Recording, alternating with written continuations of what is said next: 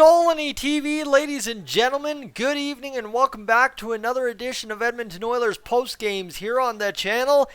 And oh boy, yeah, I'll tell you, something feels good in particular about tonight, and that is hearing La Bamba play in Edmonton following a 5-2 victory over top of the Toronto Maple Leafs on a random Wednesday night in March.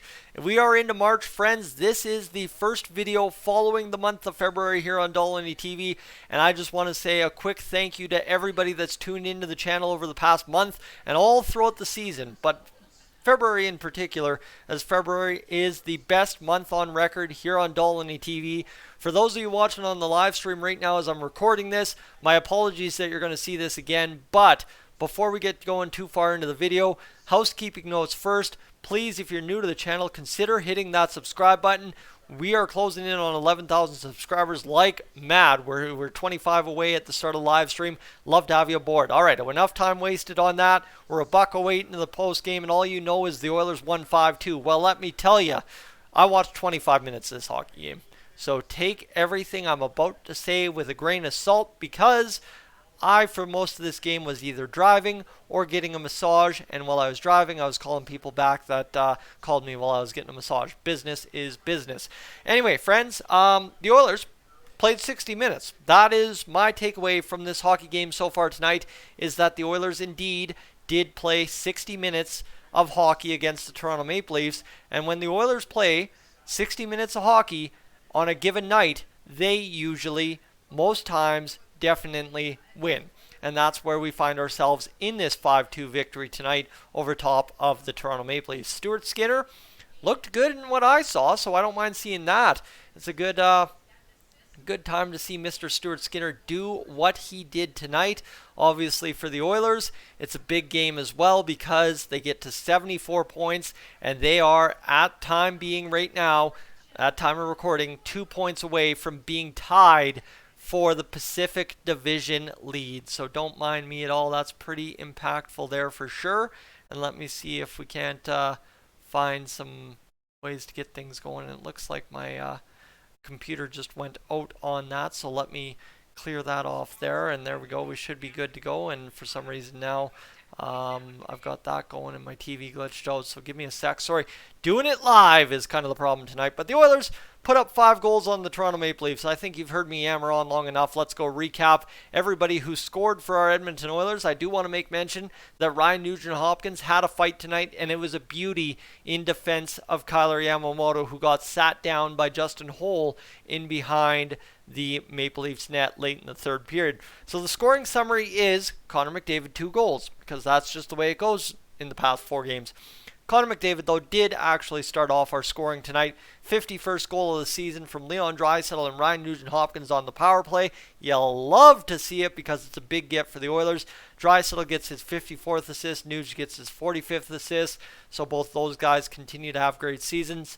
David Comp, he plays back and scores his 7th goal of the season. Mitch Marner gets his 55th assist. There'd be more from Marner in a third period moment, but we'll get to that a little bit later.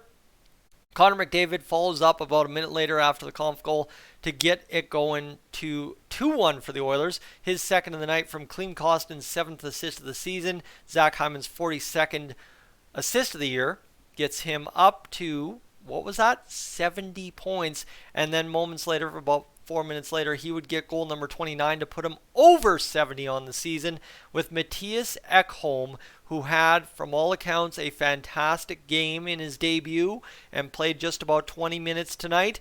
He got his 14th assist of the year. Look at that production from Mattias Ekholm. For all those concerned about offense on the blue line, Mattias Ekholm comes through. He gets his 14th assist of the season. Connor McDavid draws assist number 66, so he is now up to 118 points on the year, and it's a foregone conclusion that man is getting 150 points this year if it kills him. And that was all the scoring for the first period. Then, talked about Yamamoto getting hurt a little bit there. He went off for concussion protocol in the third, but he did score tonight. Buried a chance finally. His 6th goal of the season from Cody Ceci and Darnell Nurse. Ceci picks up assist number 10, and Darnell Nurse up to 26 assists on the season. This is good. Let the top D-men score points. Evan Bouchard, he had a goal wiped off the board. Same with Warren Foegele.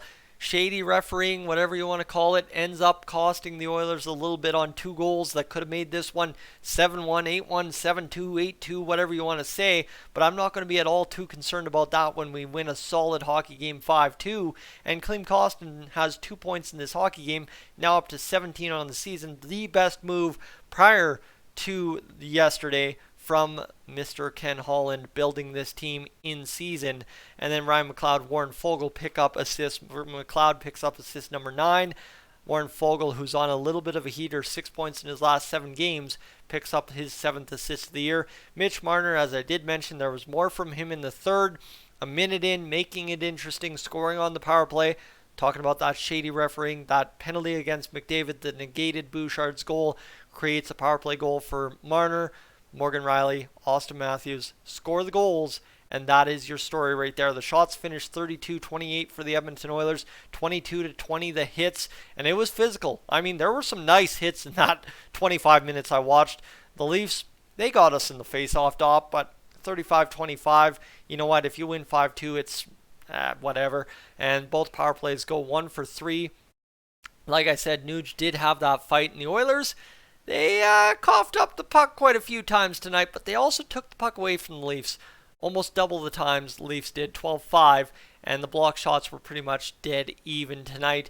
And Stuart Skinner improves to 16, 13, and 4 on the year and picks up how many saves tonight? 26 out of 28 to improve his save percentage up to .929 for the game and improve it on the season. Friends, it's a great game out of the Edmonton Oilers. It's a big-time victory and one that was much needed following the Boston Bruins game. Obviously, things could have gotten really out of hand here if we would have lost this one, but it ends up being a very good game for the Edmonton Oilers. Just kind of gets out there and does what they need to do going into the trade deadline, right? We don't play again until Friday night. The deadline will be over by then, and the Oilers just somehow find a way to do exactly what they need to do against the Leafs tonight following the loss against the Bruins. They get the 8 points that they needed 2 out of their last 7 prior to the trade deadline. We sit 2 points away from the big show, which is top place in the Pacific Division, so that's fantastic. But friends, I'm Tyson, this is Dolynny TV. This has been your post-game edition of the channel. To those of you watching live, thank you so much for spending your evening with me and extending it past the hockey game. Really appreciate that. Thank you. And other than that, I will head on out, upload this video for those that only watch the videos on Dolynny TV. And to those of you that have spent your evening with me, again, one more time, from the bottom of my heart, thank you. And to those of you that spent your February listening to the rumors, finding out the news here on Dolynny TV, thanks for making it the best ever on the channel. I'm up on, gone.